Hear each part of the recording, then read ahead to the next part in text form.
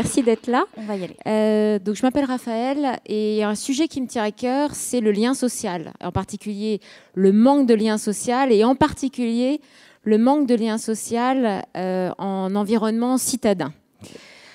Est-ce que vous savez que 30% des personnes qui ont plus de 55 ans ne rencontrent plus personne de nouveau? Ça paraît dingue, mais voilà un chiffre.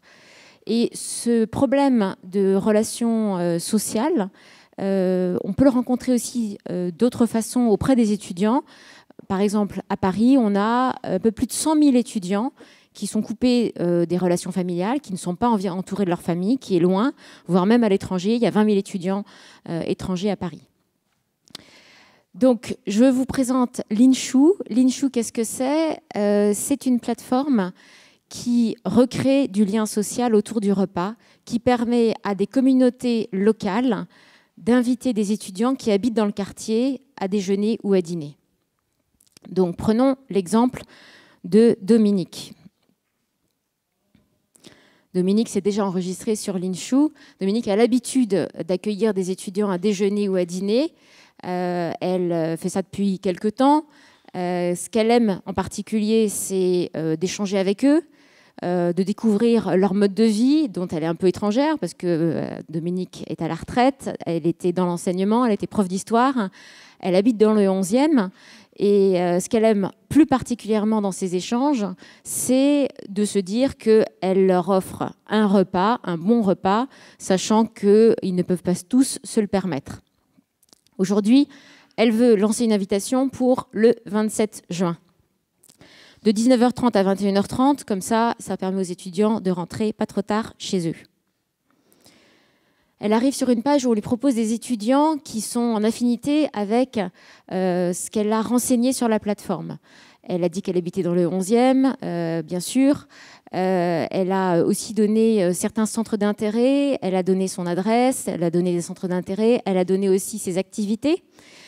Et on lui propose des étudiants qui sont notamment intéressés par le 11e arrondissement.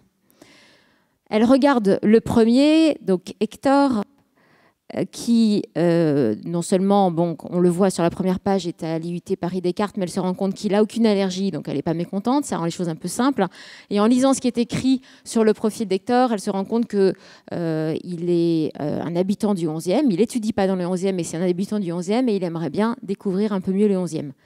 Ça lui va très bien, parce que Dominique, ça fait à peu près 20 ans qu'elle habite dans le 11e. Donc elle choisit Hector.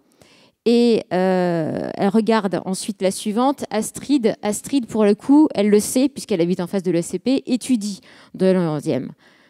Donc voilà, elle va inviter ces deux étudiants et confirmer cette invitation. L'étape d'après, c'est la commande. Jusque-là, dans les précédentes invitations, ce qu'elle a fait, c'est souvent, elle a cuisiné elle-même. Là, elle se dit, j'ai envie plutôt de faire ma propre commande, mais simplement de cuisiner le dessert. Donc elle peut choisir en fonction justement des allergies ou des préférences si certains des étudiants sont végétariens. Et elle... alors du coup, il me faudrait, pour scroller down, je pense qu'il me faudrait, comme la dernière fois. Ben non, écoute.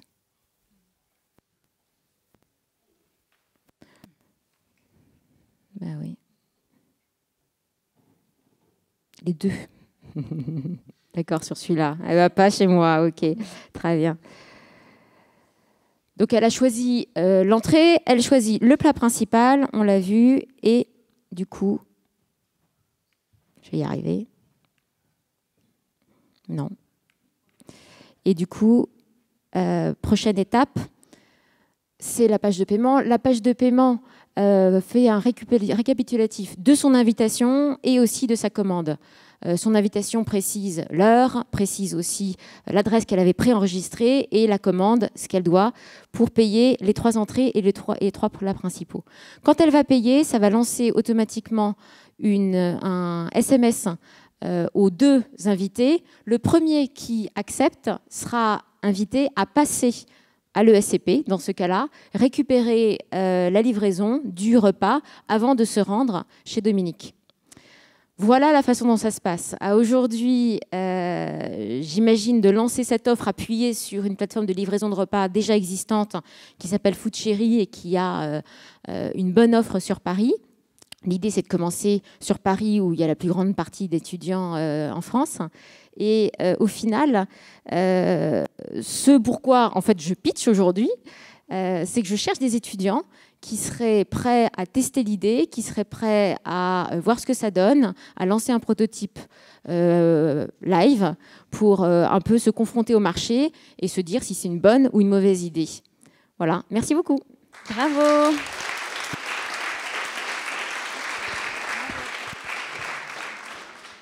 On va passer à Full Blossom avec Marilène.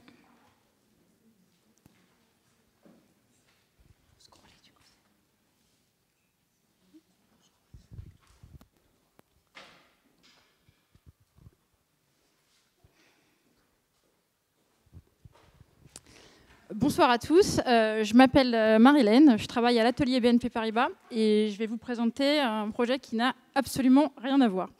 Je vais vous présenter donc Full Blossom, c'est un site qui vous permet de commander en ligne des fleurs de saison, des feuillages de saison, des accessoires pour réaliser vous-même vos créations florales.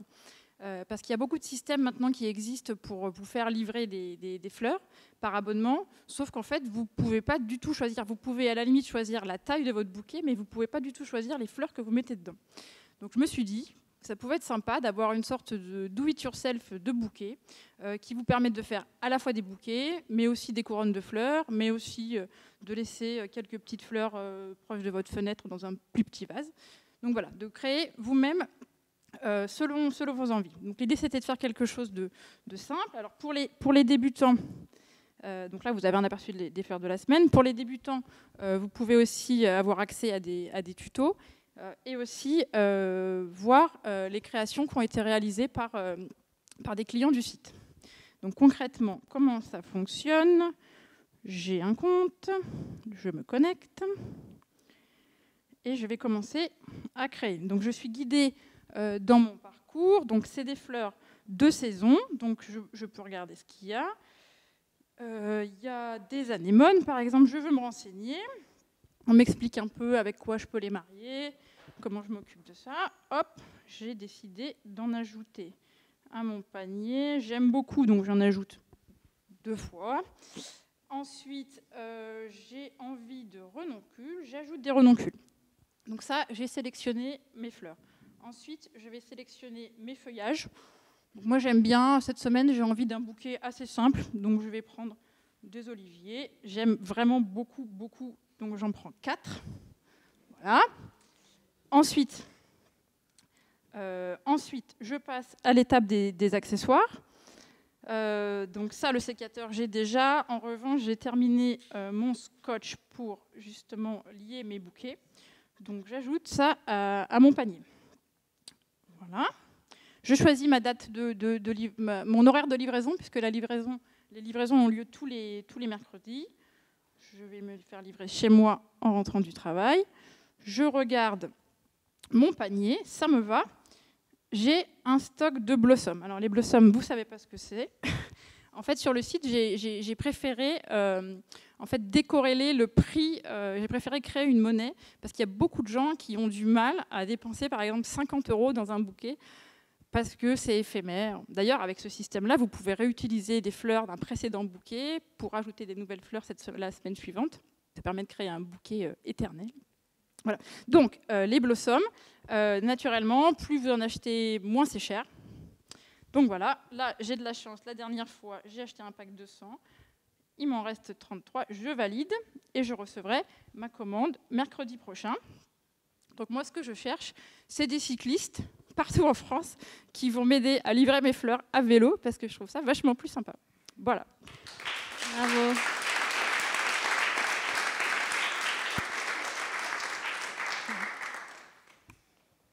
On passe à Maude avec Bachelor Party. Bachelor Party.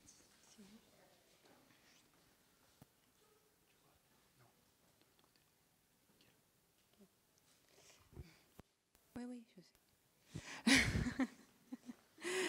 sais. Bonjour, Je suis partie en fait, pour créer Bachelor Party, je suis partie d'un constat qu'aujourd'hui, les futurs mariés souhaitent qu'on organise, enfin, notamment les témoins qui choisissent, ils veulent qu'on organise pour eux dès leur enterrement de vie de jeune fille et les enterrements de vie de garçon, sont souvent des moments où en fait on se retrouve entre amis et on vit des expériences assez uniques. Donc parfois ça peut être étalé sur une journée, une soirée, 2 jours, enfin peu importe, mais ça devient de plus en plus populaire. C'est vrai que c'est parti aussi d'un vécu où j'ai été, on m'a demandé 3 fois d'être témoin, ce qui était génial. À chaque fois, j'ai dit ouais, c'est super. Et au bout du compte, je me suis rendu compte que c'était vraiment bien galère d'organiser quand même un tel événement. Voilà, parce qu'il faut trouver donc les activités, il faut trouver une date qui convient aux amis de la mariée, en ce qui me concerne, qu'on arrive à se mettre en tous les cas d'accord, un lieu commun. Aujourd'hui, on vit quand même aux 4 coins du monde, donc il faut quand même qu'on se mette d'accord sur un lieu. Et évidemment, donc le budget qui est quand même assez important. Donc en fait, aujourd'hui, vous voyez la homepage de Bachelor Party, où en effet, on peut choisir la ville, tout de suite, le nombre d'invités et la date. Et quand on descend dans la homepage principale, on peut en effet avoir des conseils sur l'organisation, en tout cas préliminaire, pour la date et pour organiser son budget. Donc ensuite, imaginons que nous avons Paris, nombre d'invités, 5 personnes, et que ça soit mi-juillet. On arrive sur une page de recherche qui nous propose en fait différentes activités. Diverses et variées.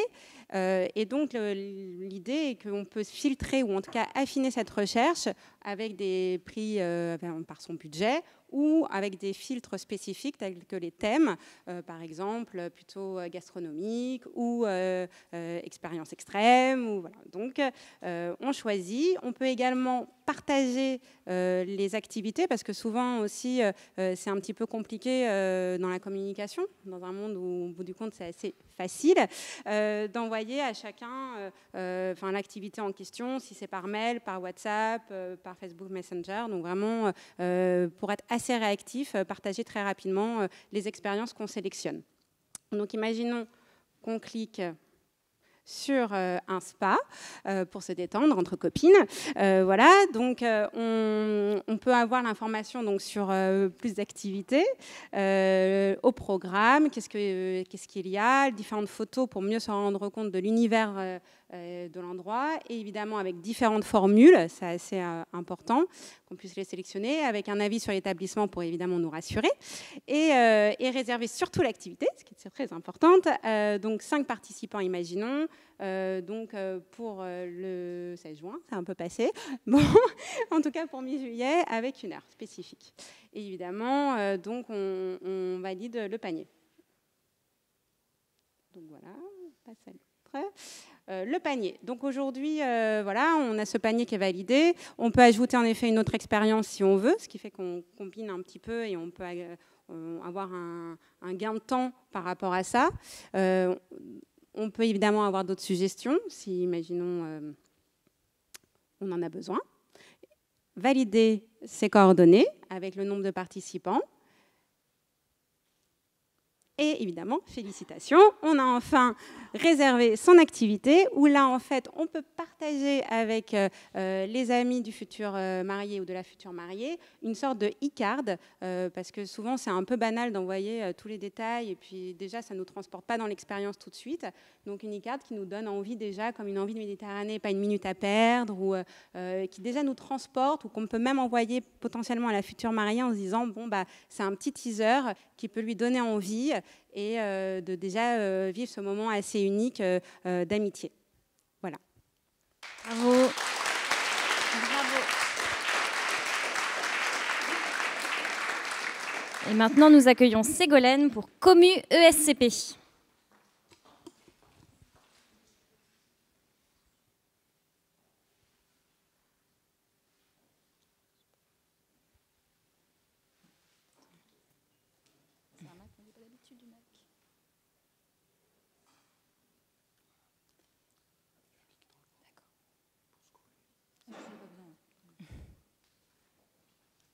Bonsoir à tous, je m'appelle Ségolène, je suis conseiller commercial à ECP Europe et mon job consiste à vous aider à trouver la formation continue la plus adaptée à votre besoin.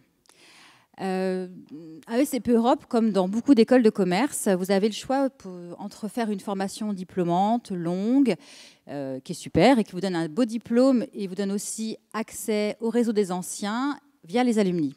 Mais vous avez aussi, et c'est le principal de mon métier, les formations certifiantes, donc qui ne sont pas diplômantes.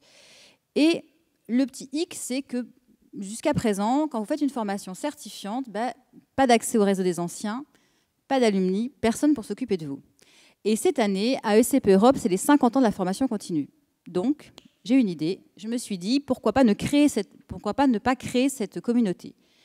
J'ai fait cette formation aujourd'hui, je la termine. Et donc, à mon tour, moi aussi, j'ai envie d'avoir mon réseau, ma communauté. Donc, heureusement, il existe depuis ce soir une super application que je vais vous présenter. Alors, tout d'abord, il y a bien évidemment mes coordonnées à rentrer. Donc, la magie de l'informatique. Hop. Et voilà. Donc, qu'est-ce qu'on va me demander? Eh bien, mes coordonnées, mon lien LinkedIn, la formation que j'ai suivie. Donc, aujourd'hui, When Business Meet Technology. Quelle thématique ça regroupe? Le digital, parce que depuis 1968, je suppose que les formations ont évolué, ce ne sont plus les mêmes. Les thématiques aussi, donc le fait de mettre une thématique va me permettre de pouvoir retrouver des gens qui ont fait toutes les formations en commercial depuis 1968 et qui sont encore en vie. Je demande aussi donc, le secteur d'activité, donc moi c'est la formation continue, je suis conseiller commercial et je travaille pour ECP Europe. Une fois que j'ai enregistré mes coordonnées, qu'est-ce que je peux faire? Eh bien, je vais essayer de retrouver mes petits camarades. Donc, je peux les rechercher par leur nom, par la formation qu'ils ont suivie, la thématique, le secteur d'activité ou leur entreprise. Je décide de récupérer mes petits camarades avec qui je viens de terminer cette formation. Donc, hop, When Business Meet Technology. Hop, et magie, les voilà. Voilà tous mes petits camarades de ma formation. Et je me dis, mince, mais qu'est devenue Charlotte depuis cet après-midi? Et donc, je clique sur la page de Charlotte. Et voilà. Et Charlotte a bien renseigné tous ses champs, donc j'ai les coordonnées de Charlotte. Je vois maintenant qu'elle est agent immobilier, qu'elle a une super agence qui s'appelle Chapeau Immo. Et je peux soit démarrer un chat avec elle, soit lui envoyer un mail. Ça, c'est la première partie, la première fonction de mon application. Je reviens au menu. J'ai une application aussi échange. Imaginons, dans un an, je veux faire de nouveau une formation. Je ne sais pas où chercher. Bien, grâce à ma communauté, je clique sur formation et j'ai dès à présent toutes les formations proposées par ECP Europe. Mais je peux aussi chercher un job si je veux changer, mais non. Ou alors en proposer un, chercher une location, un beau plan, un entraide. Hop, pardon. Donc, on revient à la dernière fonction qui est la fonction événement.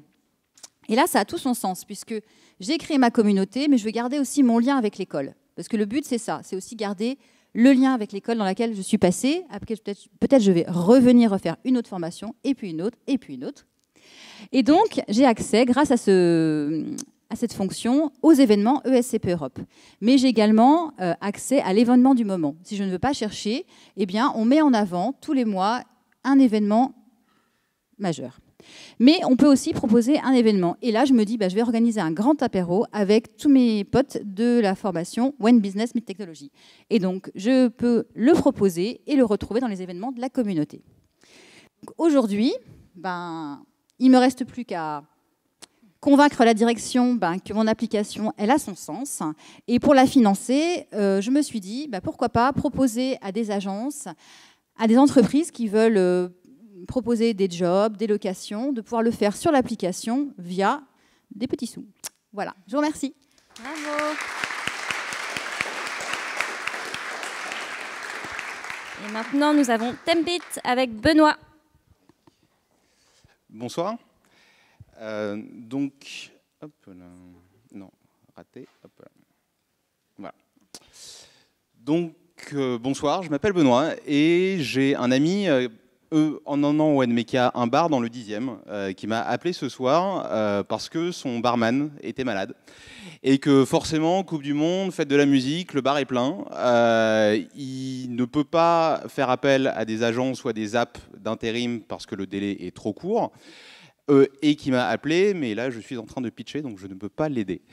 Mais j'ai découvert une app qui s'appelle Tempit, qui va pouvoir l'aider. C'est une app qui est le Uber du travail temporaire pour la restauration. Donc, de manière très simple, c'est une app pour l'urgence, de manière localisée et spécialisée. Donc, vu que c'est la première fois que j'utilise, on va donc la découvrir ensemble. Donc Tempit, je n'ai pas de compte, donc on va en créer un avec donc là les informations basiques, le nom, l'email et ainsi de suite. Donc je vais le créer. Et on me pose donc deux petites questions sur cet établissement. Donc comme je vous disais, c'est un bar et le type de service, donc plutôt cool, plutôt guindé. Donc là, comme je vous disais, c'était un bar plutôt cool. Et là, j'arrive sur la home. Donc, mon ami a besoin d'un barman, donc quelqu'un derrière le bar, qui est disponible ce soir, de 20h à 23h30, on va dire. Et puis, je vais choisir la localisation. Je ne peux pas me géolocaliser parce que moi, là, je suis au wagon, mais je vais choisir donc le bar de mon ami, qui est dans le 10e. Je vais demander quand même un peu d'expérience, on ne va pas rajouter du drame au drame. Et donc, je lance la recherche. Là, Tempit va donc lancer la recherche sur la base de données et il me trouve Phil donc, qui a 2 ans d'expérience en tant que barman et qui est là dans 30 minutes. Top. Si je veux, je peux commander un taxi à Phil. Ou sinon appeler le support de Tempit, mais bon là tout se passe bien, donc voilà. 30 minutes plus tard, c'est la magie des pitches, on peut être maître du temps, Phil arrive et je retourne donc dans mon application, je vais chercher le booking que j'ai fait, la résa, et donc là je trouve Phil. Je vais cliquer sur son profil et je vais démarrer la pointeuse pour dire ok, Phil commence à travailler chez moi.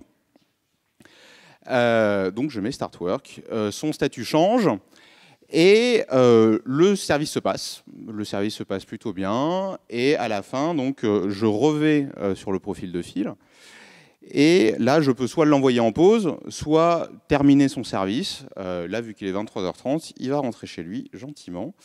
Je confirme, j'ai un récap donc, du montant que je vais lui devoir selon le temps passé chez moi. Et puis, je vais donc noter Phil, ça s'est super bien passé, il était top, donc je lui mets 5 étoiles. Il était tellement bien que j'ai envie de le voir plus souvent. Donc du coup, je vais rechercher le profil de Phil donc, dans les réservations déjà faites. Et je vais l'ajouter en favori. Ce qui permettra que lors des prochaines réservations, s'il est dispo, et qu'il sera en haut de la liste de matching. Donc voilà, Tempit, c'est un projet qu'on a depuis quelques temps avec l'un de mes meilleurs amis, Matt. Nous sommes tous les deux restaurateurs. On a géré des dizaines de restaurants un peu partout dans le monde et surtout en Malaisie. Et on a toujours eu des problèmes de personnel comme c'est courant dans la restauration. Donc maintenant, c'est qu'avec le réseau, avec l'opportunité et avec l'expérience, c'est qu'on souhaite lancer Tempit début 2019. C'est qu'en fait, non, ouais, mais parce qu'on veut le lancer d'abord sur un marché qu'on connaît, la Malaisie, sur un secteur qu'on connaît, la restauration. Mais après, bien évidemment, si l'histoire est belle, non, mais parce qu'après, se développer sur d'autres marchés et sur d'autres secteurs. Mais avant de conquérir le monde step by step, nous recherchons donc de l'aide sur la partie technique, mais aussi sur la partie financière, pour nous aider à lancer ce projet-là. Donc si vous êtes intéressé, n'hésitez surtout pas à venir me parler après la préso. Voilà, merci. Bravo.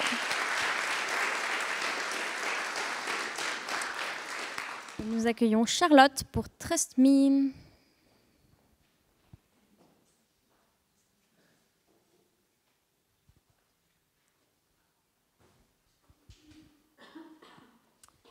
Bonsoir à tous, je m'appelle Apolline et j'ai 29 ans.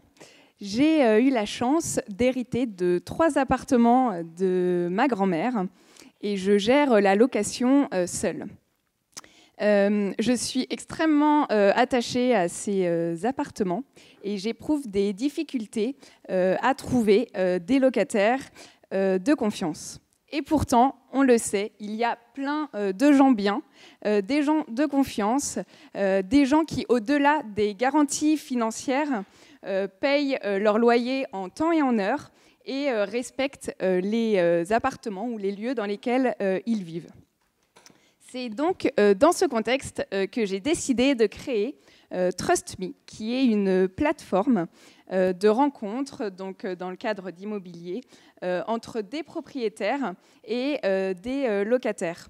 L'objectif, c'est de rassurer les propriétaires et de mettre en valeur, les bons comportements des locataires.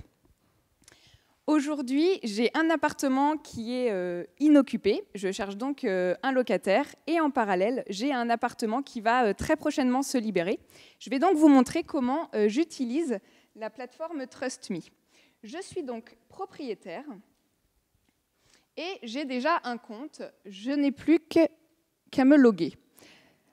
Je me connecte et j'arrive sur mon profil. J'ai directement accès à mes 3 annonces. J'ai donc dans un premier temps mon appartement qui est disponible. C'est donc le premier appartement spacieux. J'ai déjà reçu 4 messages de locataires intéressés pour effectuer une visite. J'ai donc dans l'ordre chronologique les messages reçus de ces locataires. On voit que le premier profil, donc Li Wang, on voit que son dossier est incomplet et n'est pas validé. Je ne vais donc pas choisir ce profil. En revanche, le deuxième profil arrivé par ordre chronologique a non seulement un dossier complet et validé, mais en plus, dans son historique, elle a bien payé ses loyers en temps et en heure. Et elle a toujours respecté les lieux dans lesquels elle a vécu. Ce profil me paraît assez satisfaisant. Je vais donc sur son profil pour en savoir un peu plus. Et là, je vois qu'il y a effectivement un commentaire d'un précédent propriétaire. En l'occurrence, c'est quand Garance habitait Lyon. Et on voit qu'apparemment, Garance a été irréprochable pendant toute la durée de la location. Je vais donc valider la candidature et ainsi elle recevra une validation qui pourra lui permettre d'aller visiter les lieux avec moi. Elle a donc reçu et elle est donc acceptée. Désormais, je souhaite terminer la location de mon deuxième locataire qui lui... Alors, je vais dans mes locataires. J'ai donc face à moi mes 3 locataires pour mes 3 appartements et il s'agit de Malo. Donc Malo vient de m'annoncer qu'il voulait quitter les lieux et je dois mettre donc fin à sa location. Je vais donc sur son profil et là je vois qu'effectivement son dossier est complet et validé. C'est bien pour cette raison notamment que je l'avais choisi. Et j'ai la possibilité de mettre des commentaires sur la durée de la location. Est-ce qu'il a respecté les délais de paiement? En l'occurrence, Malo a été exemplaire. Je lui mets donc, je valide donc le respect des délais de paiement et j'ajoute même un commentaire. Malo n'a pas eu un seul retard de paiement. En ce qui concerne les lieux, il a tout à fait respecté les lieux. Je peux donc valider cette partie et je mets donc un petit commentaire parfait, ce qui va rassurer ses prochains propriétaires. Je valide les commentaires et les commentaires ont donc été envoyés avec succès. Donc là, on était vraiment dans la partie propriétaire et il y a effectivement aussi la partie locataire puisque c'est une double notation. Les propriétaires notent les locataires, mais il faut savoir que les locataires notent les propriétaires dans la mesure où les propriétaires se doivent aussi de proposer des offres, des lieux de vie dignes de ce nom. Voilà, et moi aujourd'hui, en ce qui concerne ce projet, je suis intéressée d'échanger avec toute personne qui travaille aujourd'hui dans le secteur immobilier ou toute personne, dans tous les cas, motivée par ce projet et qui aurait envie de lancer l'aventure avec moi. Merci. Bravo. Et alors, last but not least, nous accueillons Chali avec Aliénor qui va nous présenter ça. Bonsoir. Comme je suis la dernière, je pense que vous pouvez me réapplaudir. C'est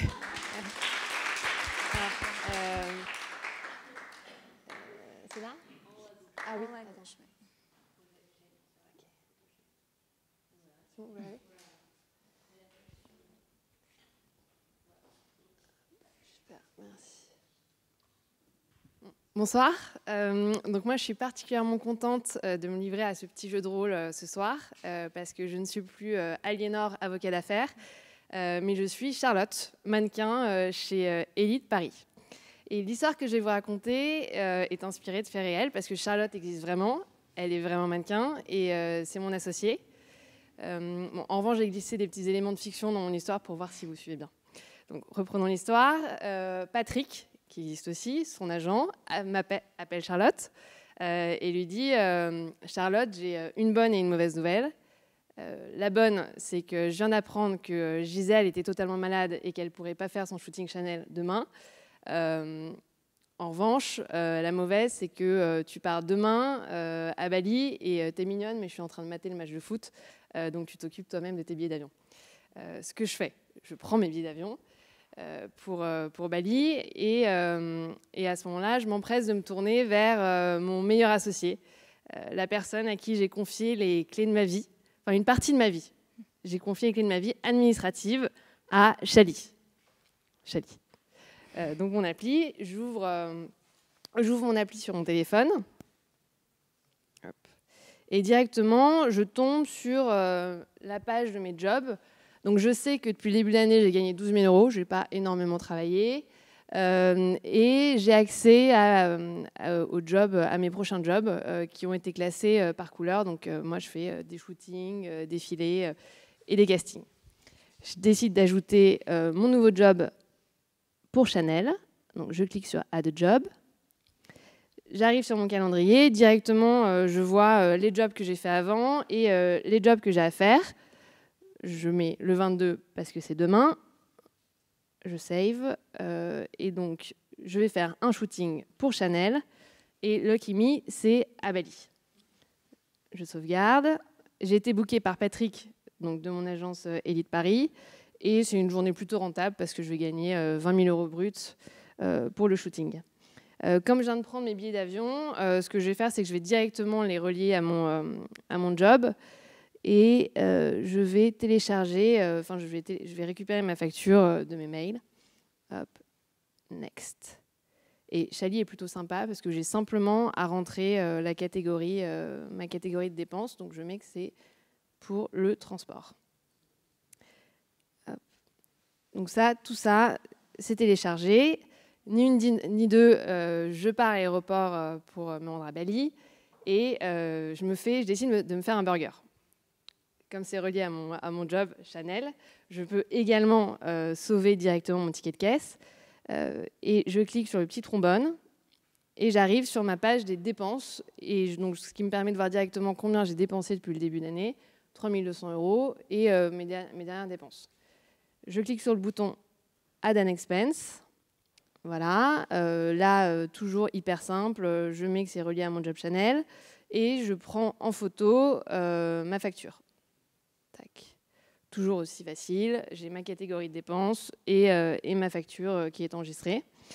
Je voulais vous montrer aussi un autre petit truc que fait Chali pour moi et qui est hyper cool. Donc ça, c'est mon profil avec mes différentes agences. Donc je bosse dans 3 agences. Et une fois par an, sur la plateforme, enfin sur mon app, je peux télécharger mon relevé. C'est en fait un récap de toutes mes dépenses avec mes justificatifs. On peut voir là, et j'ai simplement à l'envoyer à mon comptable qui a tout. Alors, j'imagine que vous vous demandez pourquoi Charlotte ne passe pas par un bon vieil agenda iPhone ou enfin, des trucs qui existent déjà.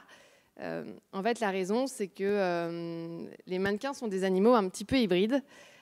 Déjà, elles sont hyper jeunes. Charlotte a commencé à travailler à 16 ans. Et en plus, elles sont salariées de leur agence. Et en même temps, elles touchent des droits à l'image, ce qui les oblige à avoir une comptabilité.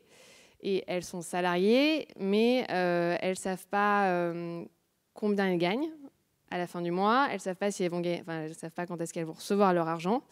Et ainsi, grâce à Chali, ça leur permet de piloter totalement leurs revenus. Elles savent quand est-ce qu'elles vont, ce qu'elles ont fait comme job, quand ça, et quand est-ce que l'agence peut les payer.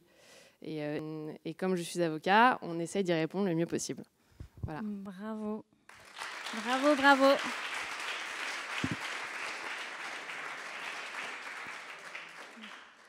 Un immense bravo à tous. On peut encore les applaudir parce que chacun des projets a été incroyable.